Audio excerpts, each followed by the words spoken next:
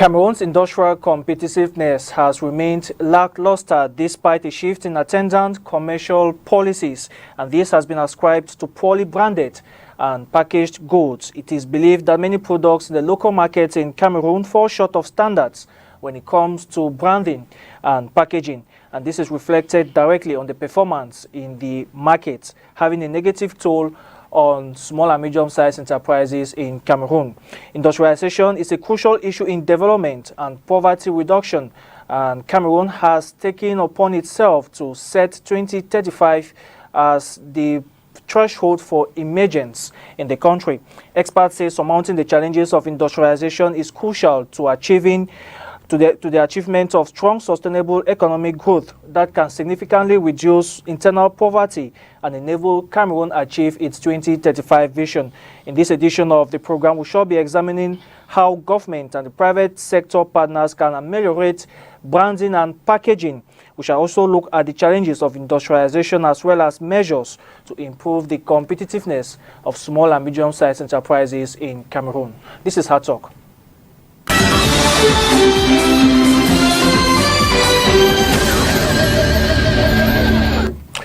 Our guest tonight is a social entrepreneur, business development consultant, founder and managing director of Yes Cameroon, Youth Employment Service Cameroon, to put it into full. It is a social innovation enterprise supporting and promoting startups and SMEs in Cameroon. He is an associate lecturer in the University of Yaoundé 2 in Soa, where he lectures entrepreneurship and enterprise creation, production and operation management, and innovation and practice. He is an expert on investment and trade-related issues with the United Nations Conference on Trade and Development, and a consultant with the United Nations Economic Commission for Africa, working with the Intergovernmental Committee of Experts Programs, Digital Economy Projects in Central Africa. He is currently piloting in collaboration with the European Union in Cameroon on structuring the entrepreneurial ecosystem in Cameroon. He is member and coach for numerous programs and awards, including the African Entrepreneurship Award, the Tony Lumelu Entrepreneurship Program, and the African Change Makers Fellow Program. He is also vice president of the Association of Cameroonian Entrepreneurs. Join me to welcome EWEHMEH GILBERT, Managing Director of Youth Employment Service Cameroon. It's a great pleasure having you. Welcome to the program. Thank you so much, Peter. It's an honor to be here, and thanks for hosting me. Yeah, Mr. EWEHMEH, it's been a very, very busy last 2 weeks for you. You have been spotted installing the bureaus of the Association of Entrepreneurs in Cameroon. How has it been so far? Yeah, like you said, I'm the vice president in charge of project in the Cameroon Association of Entrepreneurs, l'Association des Entrepreneurs du Cameroun. For the past years, we have been focusing. We had, first of all, a key program, Weekend des Entrepreneurs, that we went around the 10 regions of the country. And after 3-4 years, we decided that it was time for us to set up regional offices. So 2 weeks ago, we started with the Grand North, Maroua, Garoua, Gaoundéré, and then we added in Betwa. The reason is, one of the key reasons was for us to understand the local business realities in these regions, because business in Douala is not the same as business in Maroua. So yeah, they have quite different challenges and so on. So we met a lot of entrepreneurs, both informal and informal sector, and they were quite impressive with the association, and they think we were welcome for us to see how we pilot together the association. We have a lot of movement in Cameroon that I will not name most of them, GICAM, MECAM, and so on. But unfortunately, these two big giants and more, they're dwelling only around the Yaoundé and Douala. So our association is we thought it wise to extend it to the 10 regions of the country. That's why we started in the Grand North, and there from next week we're moving around the other 6 regions. Now, but what makes this association different from GICAM and MECAM that you just mentioned, apart from the fact that GICAM and MECAM probably focuses on the center and littoral regions? Yeah, first of all, GICAM, I don't want to dwell much into that. GICAM are mostly top executives, top business owners with millions billions as share investment capital companies and so on. So our association is quite different in the sense that we want to bring everybody on board, most especially the informal sector guys, those running businesses in the suitcases. Yeah. We think it is our duty to see how we can take their businesses to the next level. So this is our challenge, and that's why we are different from GCAM. And one of the key roles that we want to play is, most of these small businesses, they make up to 80%. Yeah. And we think if we put our voices together, we can better lobby for government to see how we transform the business climate in Cameroon such that entrepreneurs should have a better stature. Now, what have they been telling you concerning their difficulties and challenges? Yeah, we were really amazed with the kind of challenges these guys they have up north. You find, for example, only up in Marua, you find most of them are into bikes, skins. Mm-hmm. More than 1 million guys are into bikes. So just few are into the business sector. And one of the key challenges that they have is a taxation system, because they think that those up north should not pay the same taxes like those in Douala. Mm-hmm. Another key challenge that they face is investment opportunities, financing, which is key, because with the system up there, most of them they don't have land titles and so on. So getting loan from banks, it becomes very challenging with all the bottlenecks and so on. So these are the two key challenges that they have. And another important one is the lack of information. Yeah, information circulates only around Douala and Yaoundé. Mm-hmm. So they don't have access to information, and most importantly, they need technical support training, because mindful of their environment, their mentality up there is quite challenging for them to start businesses and run it successfully. So training is one of the key challenges that they complain of, and we are looking forward to see how we can design some kind of models that could be adapted to the specific regions of the country. And at the end of this year, we'll be having a national convention that will bring all the technical the regional coordinators in Yaoundé for us to talk concretely, and they will bring their plan of action to tell us what they need concretely in Marua, in Garua, in Gaoundé, in Betwa, and as well as others in the other regions. And now, in terms of the relationship or partnership with the Ministry of Small and Medium-Sized Enterprises, which of course covers this sector, how is the relationship? Yes, I must say we have a very good relationship with the Ministry of SMEs, in the sense that it is true the ministry too has its own challenge, but it is our role as the private sector to see how we support the government to transform the economic landscape, because the ministry itself cannot do it all alone. Okay. So we are bound to collaborate together, and we have a very fruitful collaboration. Most often they give us their technical know-how, not necessarily financing, but the technical support that the ministry gives, I think is quite big enough for us to always move ahead. Okay. Since last month, you have been focused on sensitizing Cameroonian SMEs and enterprises on branding and packaging. It is said in some quarters that branding and packaging is crucial to industrialization. What is the link? Yeah, for the past 13 years, my social innovation enterprise, we have been focusing on mentoring, coaching, and then resource mobilization for young people, for entrepreneurs, and so on.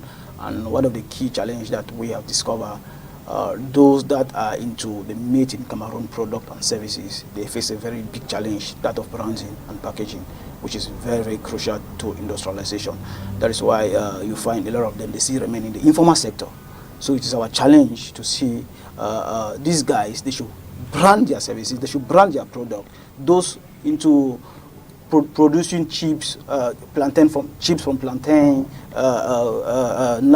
natural juice, cassava flour, and so on. These guys, they have the skills, but unfortunately they don't have the necessary techniques on how they could best brand and package their product. So this is where we are coming in.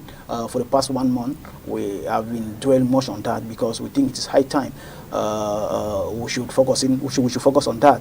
Because we think branding, packaging, and so on lead to industrialization, because we want to say, okay, these guys who are in the informal sector, once they start doing the real things, they'll be able to take their businesses to the next level. And when you take your business to the next level, you have to scale your production, you have to export, and so on. So these are the key challenges that we are focusing on right now. Now, what are the challenges of branding? When you speak to them, what reasons do they give to you as to why they can't brand the way they should do? Yeah, you know, one of the key things is most of them, they are very ignorant. You know, someone, for example, will just create maybe a product and then will just do it local only, thinking that maybe just to satisfy the local consumption. But first of all, you know, Cameroonians, first of all, they are very classic people. And if you want to put maybe a product in the market, you need to take certain things into consideration, the standard. And one of the key challenges that some of them they face is the training.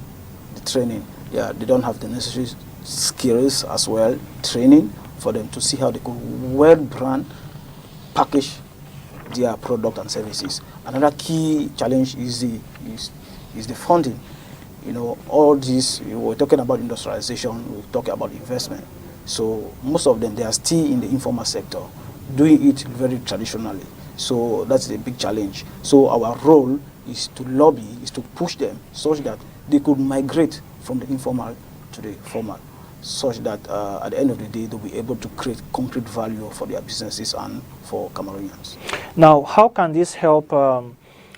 How can this help counter the situation where we find many imported goods being coming to Cameroon? How can the branding and packaging of made in Cameroonian goods ensure that Cameroonians consume what is produced at home? Yeah, you know, we have a lot of government structures that are focusing on their level of standard. We have, for example, ANO, who is there to regulate the quality and so on. And then, but it's quite unfortunate that up to this moment in Cameroon, we don't have yet a label, made in Cameroon label, official label made in Cameroon. I think the Ministry of Commerce is still working on that. So we think those that are in this sector, they have a very key role to play, first of all, nurturing their product, maturing their product, giving it their product an identity. Because when we talk of identity, you talk about the packaging, talk about the branding, and then you got to talk about the content itself of the product. Because when we talk about quality, the content itself is key. You find, I gave an instance in one of the conferences. I was in Geneva one time and I saw an attractive, very attractive biscuit in a supermarket. And when I bought it, I was amazed of the content. You find that I discovered that these guys, they spend a lot of money in the package. In the package. And the content itself, and the content is not good. Yes. You find you spend money and to buy a biscuit, then you eat just a little. Yeah, because it's not good. Yeah, but the package, not good. The quality is there, but the quantity. Yeah, the quantity. You see, yeah. So you see, these are kind of techniques that our Cameroonian local entrepreneurs, they need to take into consideration, especially when they want to export their product to the foreign market. The identity is key, the standard. So ANO is working hard to see that Cameroonian-made products should have some quality, some regulations, such that could facilitate their exportation. Now, in terms of the collaboration between enterprises and the government in line with branding and packaging, what do you think should be done to ensure that there is a smooth collaboration between government and the private sector in relation to branding and packaging of products in Cameroon? Yeah, the government has a very key role to play when it comes to this. Specifically, I'll talk about the Ministry of Commerce because that is their mandate. The Ministry of Commerce has a very great role to play when it comes to, because when we talk about commercialization, talk about trade, the Ministry of Commerce or the Ministry of Trade is at the top. Yeah. And then you talk about the Ministry of Mines and Industries and Technological Development. And then you talk about the Ministry of SMEs. And then these are the three key ministries that can coordinate, that can well coordinate the activities of made in Cameroon product. They are doing their best, but I think much is still needed to be done, such that we should have a concrete collaboration between the SMEs and the government, because the SMEs, they have a very serious challenge. First of all, the business climate is a serious problem, and then we have the funding opportunities, credit. They don't have access to loans, access to credit. It's a big challenge. So there's these three key ministries. They can come out with concrete programs that can support and accompany this SME such that when we talk about emergence, it is through this that we can easily meet up with the emergence 2035. And we also have the African Continental Free Trade Area. What perspectives does this have for made in Cameroon branded and packaged products? Yeah, that's a very good one. Before I even dive there, I will talk about Made in Central Africa. I work closely with the UN Economic Commission for Africa, and one of their key focus is Made in Central Africa brand, because Central Africa only, Cameroon has a huge market in Central Africa. So we think if this is well coordinated, this is well branded, it is going to create a lot of successes. I was telling the key officials of the UN Economic Commission, ECA, it is good, we are talking about Central Africa brand label, but it is important to first of all start nationally. We have the Made in Cameroon label, we have the Gabon label, we have the Equatorial Guinea label, Congo label, and so on. And then we put together now for us to have the Made in Central Africa brand, which I think we are gradually moving there. And we are going to achieve it. Now, coming to the African Continental Free Trade Area, which is a very big opportunity for Cameroon and other African countries, with the head office or the secretariat in Ghana. Yeah, I think Cameroon has a very unique opportunity and advantage to exploit, because Cameroon is already a member for this free trade zone. And there is a very big opportunity in that, such that Cameroonian entrepreneurs, they need to seize the opportunity, such that, because it's going to be very, very competitive. You don't want to take maybe Cameroon-made product to compete with Nigerian products, South African products, or Ghana, and so on. The competition is going to be very high. And for Cameroonians' product to be very successful, they need to meet the international standard. Which means that we'll see much of the foreign products also in the market, since it's a common market. Exactly, it's a common market, and it's going to be bigger than the World Trade Organization. So you see, the AfCFTA is a very, very important trade zone for Africa and Cameroon. And like I said earlier, I'm insisting, the Cameroonian SMEs, they have a very daunting task to brand, to package their product to compete with the other African market. Because if they don't do that, it will be very difficult for them to export their Made in Cameroon product. Now, after speaking to these businesses on how to brandage, the importance of branding and packaging, what do you expect from them henceforth? What do you expect to see change? Yeah, we organized the first conference in Yaoundé, and we got over 100 participants, those in different sectors, in agri-business transformation, in service business, and so on. And one of our key focus was giving them the tools on how they could brand. First of all, you talk about branding. You need to have a great vision for your company. You talk about the logo, you talk about the slogan, you talk about the identity.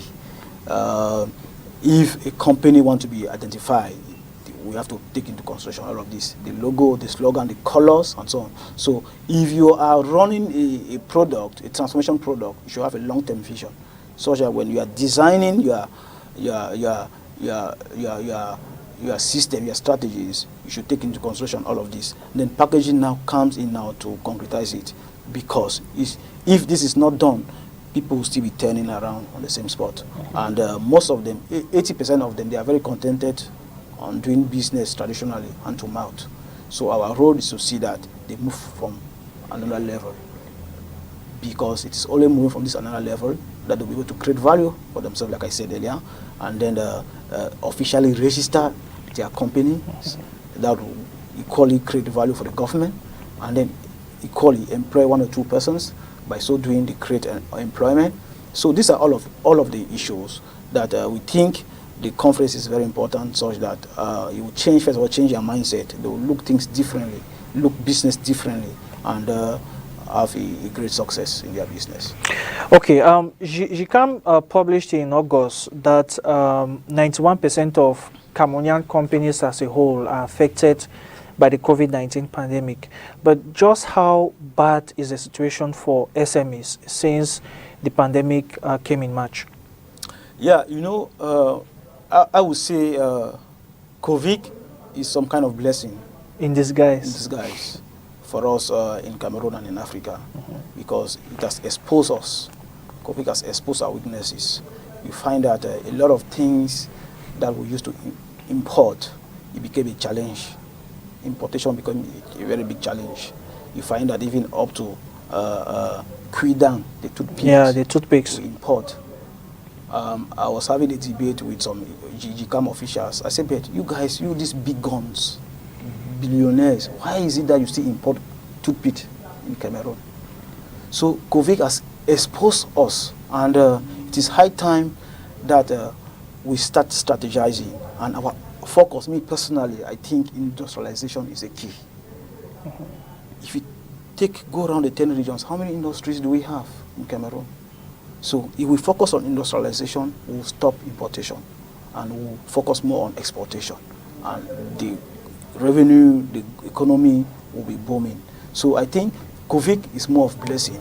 And it's unfortunate that most of employees, they have lost their jobs. Most businesses, they have closed down, which became very difficult. The economy became very difficult. But one of the most important things that some of us we have learned is the digitalization. COVID has helped some of us to focus on the digital tools. Yeah, digital tools. You find most conferences now on Zoom or Skype, on Skype and so on. This is an advantage. Most employees, they got trainings on Zoom, and I attended one of the one workshop organized by the African Europe Partnership. And I was so excited. That's my first time attending a workshop in Zoom, just like you're attending physically, but in Zoom. It was so innovative. So these are kind of things that, at least thanks to COVID, some of us, we have learned a lot of issues. And I think the Cameroon economy has been transformed in another way. But the most important thing, like I said earlier, it has exposed our weaknesses.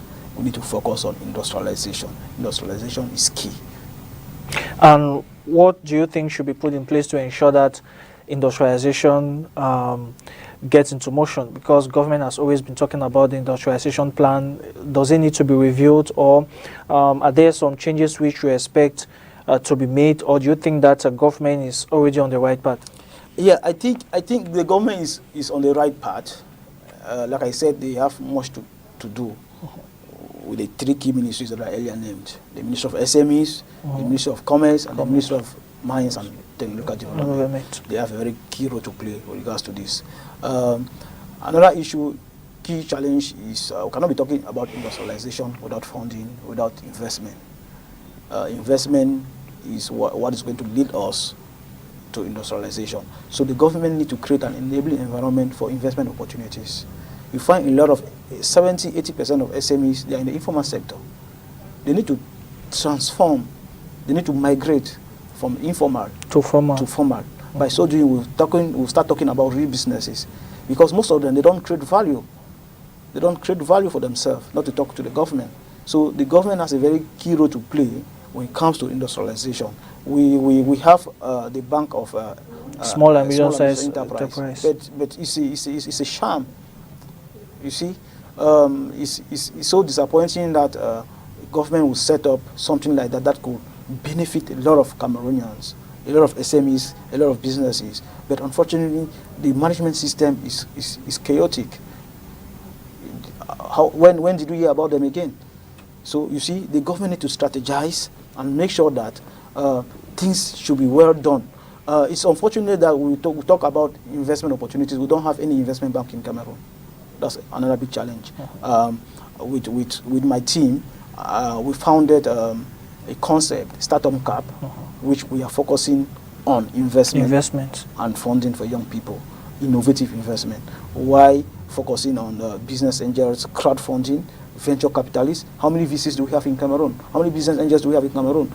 Elsewhere in Kenya, in Ghana, in Nigeria, these guys are raising hundreds of millions of dollars to invest back in the economy. But in Cameroon, with our mindset, it's quite challenging, it's quite difficult. So these are innovative investment opportunities that we are trying to set up to change the mindset of Cameroonians, such that we could have an economic boom thanks to investment opportunities. I would say, some people will say SMEs do not really need cash, they don't really need money, investment to scale their businesses, but financing is very important for an economy that wants to emerge. If we don't talk about industrialization, that's why I'm insisting on industrialization. Industrialization is what is going to lead Cameroon to its emergence 2035. But now, what are the challenges of industrialization in Cameroon at this point in time? Cameroon is looking forward to 2035. We are 2020. 50 years might look very long, but it's very close compared to what probably has to be done. What do you think are the challenges right now? Yeah, when we talk about challenges, I'll talk about two key things. Number one is the infrastructure. Can we be talking about industrialization with very bad roads, poor road network? You find a lot of these guys who want to enter into businesses, rent, for example, in Yaoundé and Douala, they're exorbitant. Yeah. They cannot pay rent, office space. So these are the kind of things that the industrialization is faced with. Infrastructure development is key for industrialization. Another key thing is energy. You find a lot of these construction companies, these guys with small businesses. They need energy. They need energy. But what is Enyo doing? Enyo has a very difficult situation. So one of the key things that we are advocating is renewable energy. I was just discussing with some partners, and there's a project, I think, in Bikoko. In Bikoko, and they say renewable energy cannot carry the construction there in Bikoko, but we need to always upgrade. So renewable energy is another key sector that would come to complement what ENU is trying to do. So these two key things, infrastructure and energy, is key to industrialization. There are other components behind it, but I think infrastructure is key. If we talk about farm to market road, for example, the other day I was watching some documentary about the road in Cameroon. It's a nightmare. It's a nightmare. How do you expect these farmers to move their goods from farms to the market? Most of them, they don't have the transformation unit. Most of them, the goods, they find serious issues with them. For the last time we had the tomato crisis. Yeah, the tomato crisis. Yeah, you see. So imagine that if we got 2-3 industries that can transform these tomatoes, we would not have had all those losses. And you find a lot of these farmers, some of them died, they committed suicide because of the loss. So industrialization is going to play a very key role in the Cameroon development, and the government should focus on the infrastructure. We need roads, we need buildings. You go to, for example, in Yaoundé, you find a lot of abandoned buildings. The Ministry of SMEs can take a challenge and renovate the building and say, okay, we have this building for co-working spaces for young Cameroonians who want to run businesses. So these are some of the strategies that the government can put in place. It is true the Ministry of SMEs is doing a lot, but we think that much has to be done. Okay, now when you look at the entrepreneurial ecosystem, do you think the ecosystem is orderly in such a way that they can effectively carry out their vision and mission? That's a very good question. I've been in the ecosystem for the past 15 years, and I understand the ecosystem better. You find a lot of incubators, accelerators, co-working spaces, and so on. But the system is not organized. The system is not organized. That is why last year I was piloting a concept with the European Union to restructure the ecosystem. And we are still working on that. It's COVID that came and slowed the process. And we think the ecosystem needs to be organized. There's a lot of anarchy in the system. You find a lot of guys, they just venture into opening incubators and so on, but they don't have the necessary skills themselves. So if you want to mentor, you want to coach an entrepreneur, You should be, first of all, that model. That model. Yes, you should first of all know that you can run a successful business before coaching someone to run a business. So how do you want to coach someone to run a business? Meanwhile, you yourself, you have never started a business. So these are the kind of challenge that we have in the ecosystem. You find a lot of them just doing things that is not in order. And few years, I think last year, the Minister of SMEs, through the Minister of SMEs and the Prime Minister ministerial decree to organize the system. Yeah. I think they are still working on that, such that if you are an incubator, you should be able to have an agreement, that they say in French, such that if we know that this is doing this person is doing here, and so on. But like I said earlier, the mentors themselves, the coaches themselves, the guys accompanying these SMEs, they need to be organized themselves. We need to organize ourselves for us to have better result and better impact. But what is causing the disorder? Well, because there is no framework. There is no framework. For example, like I was saying, the Ministry of SMEs has come up with a framework, but they are still working on that to concretely finalize it, such that if you want to run an incubation center, you should be able to have a document from the ministry. So since people have been functioning just like that, so we think if the ministry organizes this sector, we have more result and more impact.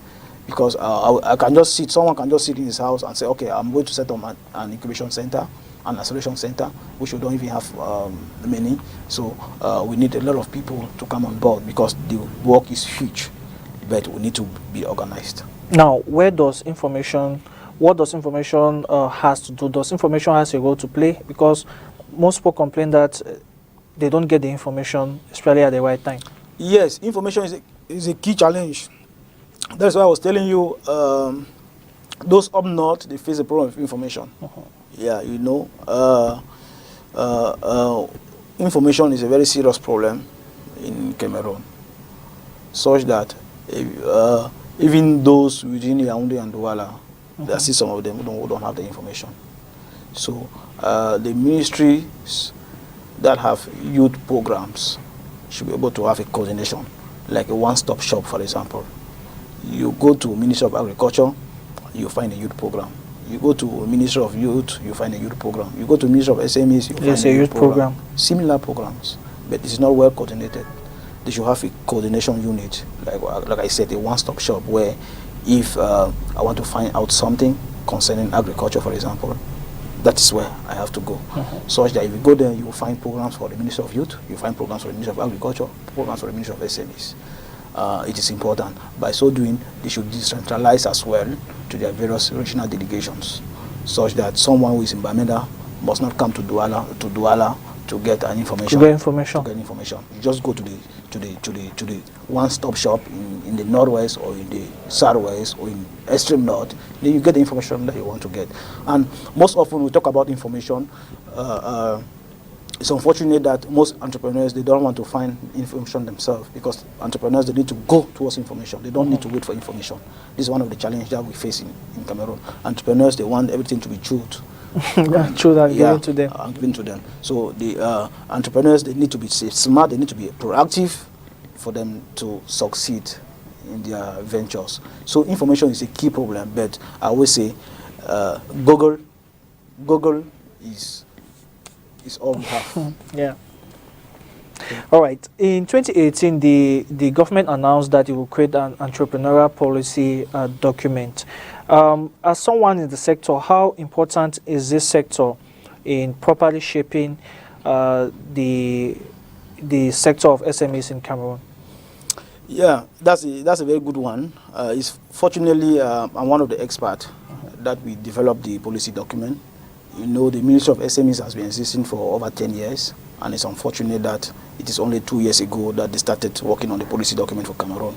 Other countries, Nigeria, Ghana, Kenya, Rwanda, and so on, they have their policy document many years back, but it's only in Cameroon. Cameroon is only 2 years ago that the Ministry of SMEs initiated a policy document, which was supposed to be launched I think in November last year, but I don't know what happened. It was postponed. So up to now, maybe COVID as well. So the document is ready.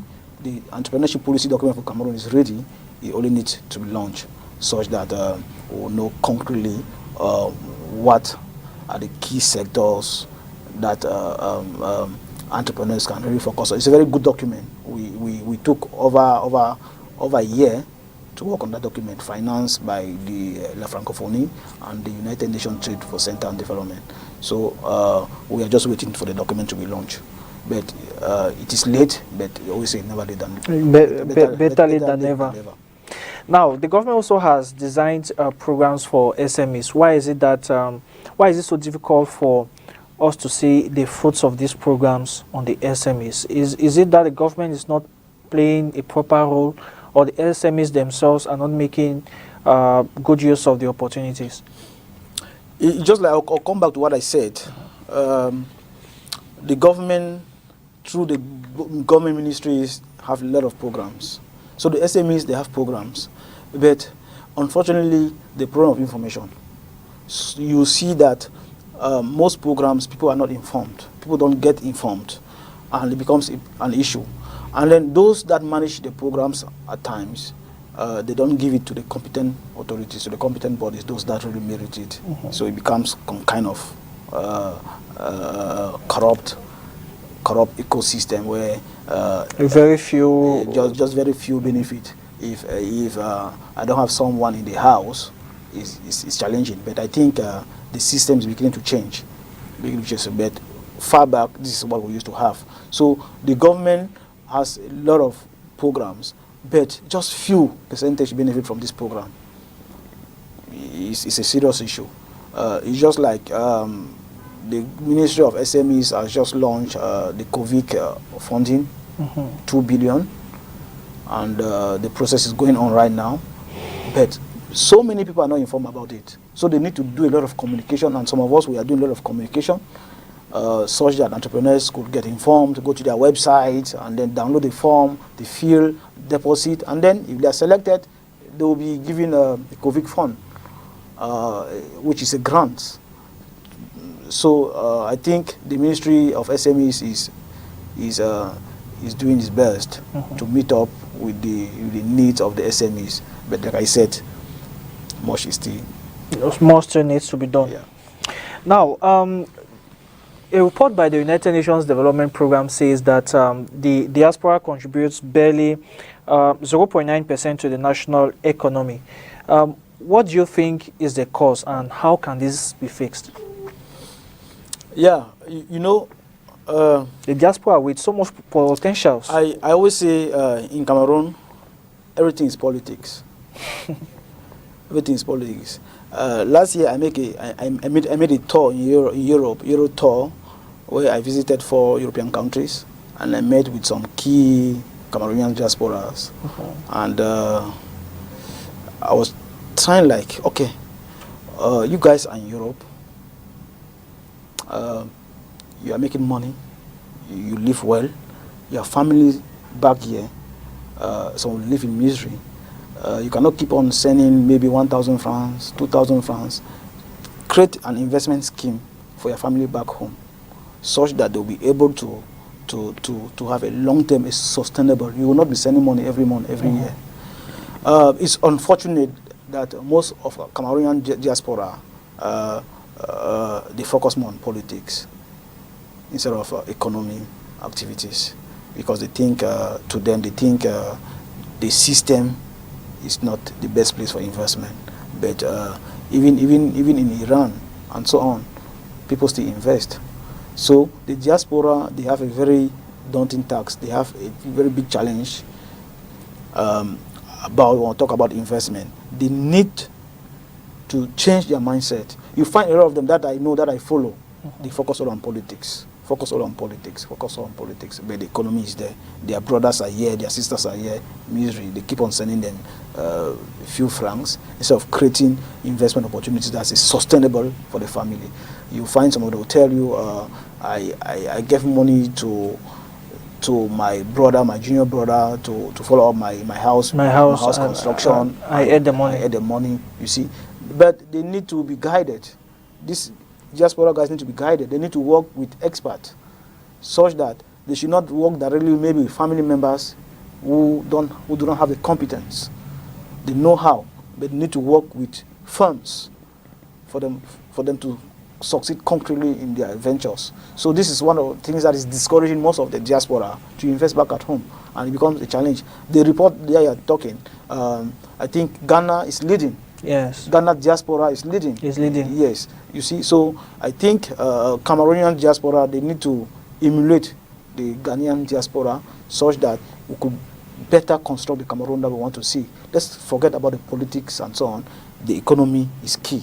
It is true, policies are made out of politics, but at times we should not focus only on the politics, but we should focus on the economy as well, because it will create jobs and so on, and people, the standard of living would be different.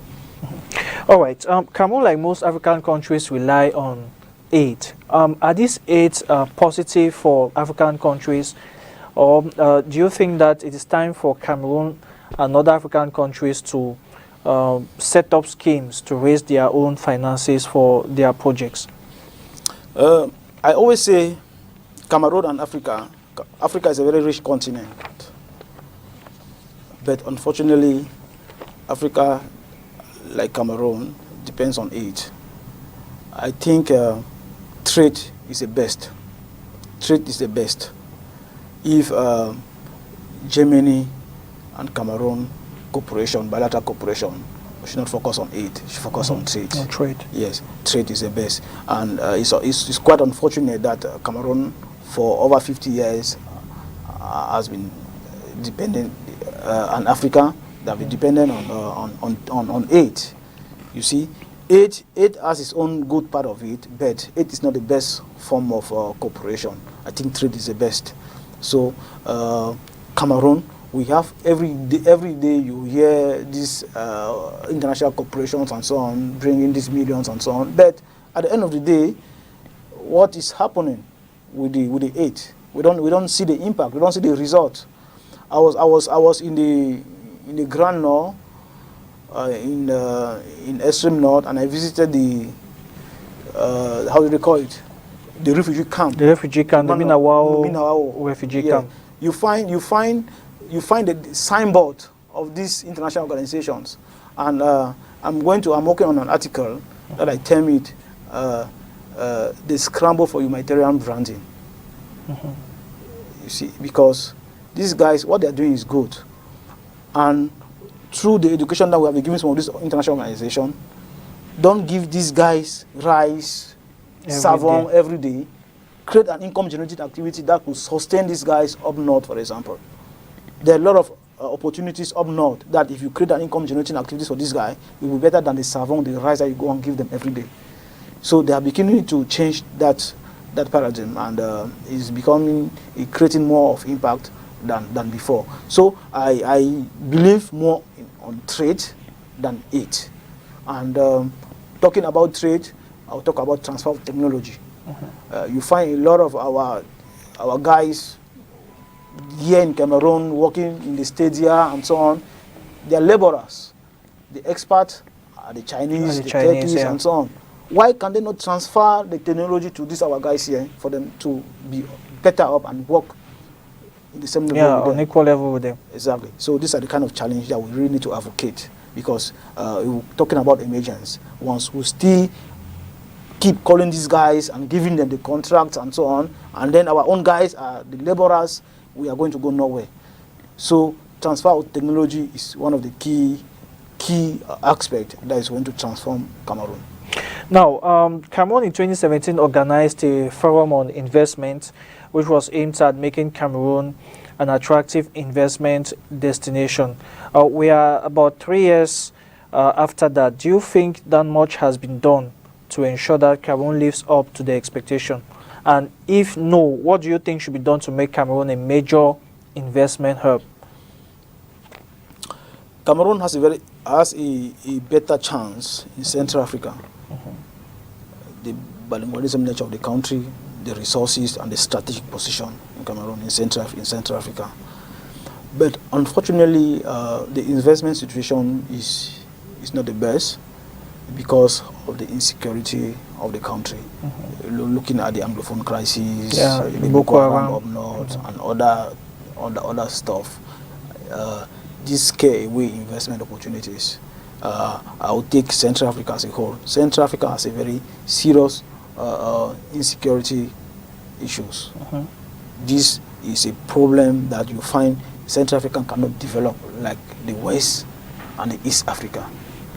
So Cameroon, one of the key challenges that me personally I've got to talk with investors, but the challenge is insecurity in the country. So I always like, okay, even in Iran and so on. And so on in Afghanistan, yes, Yemen. Yeah, but people still invest. People still invest. So the risk is there, but I think the political risk is minimal, because when you talk about investment, even in crisis, in crisis zones, you can have investment opportunities in crisis zones. But well, some of them are still working towards that. But I think the investment situation in Cameroon will be dealt with if the crisis up north, the Boko Haram, they regulate it, and then the Anglophone crisis itself, if it is the crisis is over, the weapons are dropped, I think will attract a lot of investment opportunities. The government with the tax exemption, yes, for this economically stricken zones. Yeah, yes. I was just coming to that. Yes, it's good. It's good. It's a very good opportunity. But still yet, how many investors will want to go to a crisis zone? So it is high time that peace should reign, such that we can. Some of us will have the opportunities to bring foreign investment in Cameroon, but with the situation in Cameroon, it's scary. The opportunities are there, but it's quite difficult for us to complement it. Okay, now for some time now there have been proposals for entrepreneurship education in schools. Do you think that call has been heard? Entrepreneurship education is one of the key things that when we started ES Cameroon, this is one of the key things that we started advocating, because we started first of all by changing mindset of young people from how do I get a job to how do I create 10 jobs. And we thought entrepreneurship was the only way out for this slogan to be implemented and successfully. So entrepreneurship education is key. We have been advocating for that. And I represent one organization, US-based organization, Student for the Advancement of Global Entrepreneurship in Cameroon. They are in over 30 countries in the world. And the founder was here last year, and we met the Minister of SMEs, and that's one of the key focus. We are working now on a policy document, and the next step will be for us to organize a national workshop on entrepreneurship education, because we think, I always say, entrepreneurship is not only about starting a business, but it's all about gaining soft skills. You find a lot of guys with degree, master degree, PhD and so on, but they are not competent. They don't have the skills, the necessary skills. So with a course like entrepreneurship in schools, it's going to give to trigger the skills, the talent in our young people, such that by the time they move from school to work transition, they are competent. They can work successfully in corporate organizations, because corporate organizations now is one of the key sectors that really employ. But unfortunately, the skills are not there. You find a lot of young people moving around the street with degrees. They tell you looking for jobs, but they are not qualified to work because of their certificate. So entrepreneurship education in schools is one of the key things that is going to change the economic landscape, such that you have Form 1, Form 2, Form 3, Form 5. Once you introduce these courses, once they come out from there, they can do something first of all for themselves, or they can integrate corporate organizations successfully. Because we talk about entrepreneurship, we talk about soft skills, communication, project writing, marketing, and so on. So all of these are important, such that the Ministry of Basic Education we are working as well with Yeah, them. I was just about to ask whether you have met the various ministries in charge of education. Yes, we met two key ministries, the Ministry of SMEs and the Ministry of Secondary Education, and we are working now on an MOU such that once we finalize, and then we organize a national workshop on entrepreneurship education in schools. So that is a very important question, and I think despite the challenges that we are having now, we are going to successfully implement that. Now, let's look at artificial intelligence and SMEs. Are these SMEs making good use of artificial intelligence, and how helpful can this be, especially in terms of looking for funding to strengthen their existing structures? Yeah, I'm not an expert in artificial intelligence, but I think artificial intelligence is in this 21st century is one of the key sectors that young people, SMEs, they need to look into, because it has a lot of opportunities. Because when I was talking about innovative financing, artificial intelligence needs to be incorporated into that. Crowdfunding, for example, you find a lot of young people in East Africa, Nigeria, Ghana, Kenya, and so on. They are raising a lot of money using the social media and so on. So all these are systems incorporated into artificial intelligence. But some of them will say, okay, where are they? We don't have the means. For example, the internet consumption in Cameroon is too slow. It's too slow. It's not the best. Camtel is doing its best to see how they could transform that. But I think much has to be done in order for us to have a successful artificial intelligence system and a digital economy for us to move successfully to another level. I think the SMEs, they have a daunting task, and a lot of training schools, they need to incorporate that into their training programs, because it is a whole model, the whole sector on its own, which SMEs they need to embrace for them to succeed, because this is what we are talking about at this moment, technological innovation. Now, the last question before we go. You are a consultant for many entrepreneurship programs, the Tony Lumelo Entrepreneurship Program, the African Change Makers Fellows Program. When you look at the impact of these programs in Cameroon, how helpful have they been? And do you think that Cameroon too can have a program like that to boost the entrepreneurial system? Yeah, those programs are creating a very sustainable impact in the entrepreneurs. I'll take, for example, the African Entrepreneurship Award. I think about 4 Cameroonians that benefited from an award. They have won the award from $50,000 to $150,000. You see, that's huge. That's huge. You find the Tony Lumelo program, which every year Cameroonians are selected to the program, and they are given seed capital of $5,000 and a mentorship program. You see, so all these programs, they are creating a sustainable impact. But unfortunately, our own people here in Cameroon, our own Cameroonians, our own billionaires, they prefer to get rich, to always climb, and then they don't have programs to help for their own young people. I instituted a program with the ECA, the Economic Commission for Africa, to say, okay, we should organize a coffee networking where we invite these Cameroonian billionaires and tell them, man, you guys need to start investing in Cameroonian startups, like elsewhere, like in Kenya, in Ghana, and so on, because these are success, these are model countries. But unfortunately, in Central Africa, it's a very, very big challenge. The mindset is a very big problem.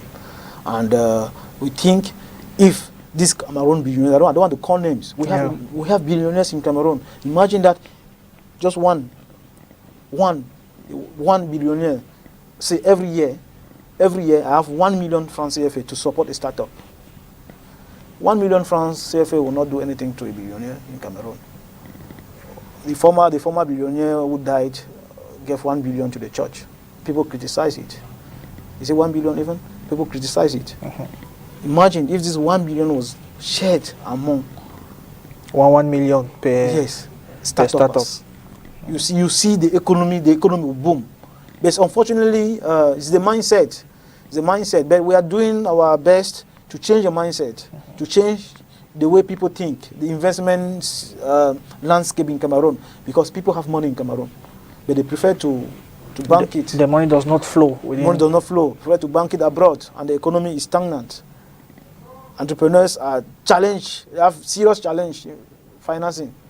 You see, but the economy, there's money. But how do we transform the system? We need people to come in and say, okay, this is what we are thinking. This is what we have to invest. That is why I was saying about Satom Cap. Satom Cap is an investment company that we think if people come on board, we are going to change a lot of things, and our future is towards investment bank. All right, EWEHMEH GILBERT, thank you very much for coming. Thank you so much, Peter. Yeah, it was great. Thanks for hosting me. Sure, the pleasure is shared. Thank you so much. And to you, televiewers, it was a pleasure being with you on this edition of Hard Talk. Until next time, bye-bye.